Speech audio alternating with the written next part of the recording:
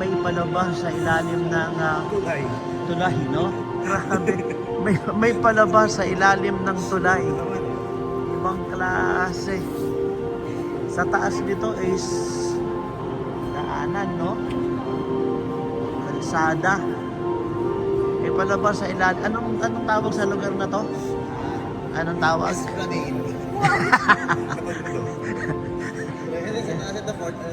Sabi mo sa ilalim ng tulay, may palabas, oh. Oh, ayan, oh. Tubig yan. Tubig yan, eh, oh. Oh. Sa ilalim ng tulay, may palabas. Ibang klase. Lives along Chongyangchon as seen by the slow walker. Palabas. Ano sabi? Lumabas sila dito, maganda lang may light show. Light show.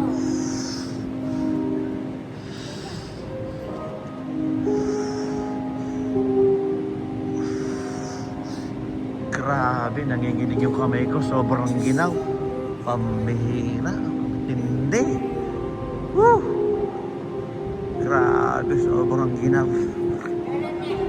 Ibang klase, oh. May palabas, oh. Sa mga bato yan, oh. Galing, oh.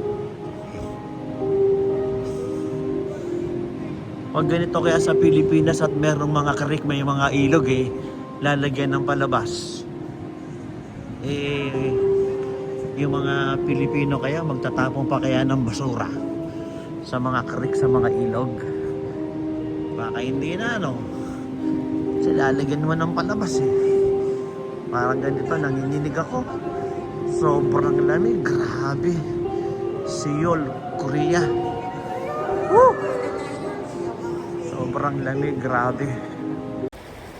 Doon sa ilalim ng tulay, may palabas. May palabas sa ilalim ng tulay, may upuan. Oh.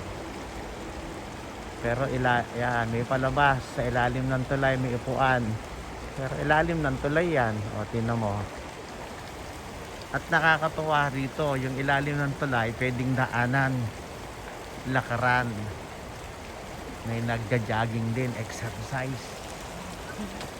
O, ayan, nagja-jogging, exercise, lakaran. Daanan, may nagja-jogging, nag-exercise.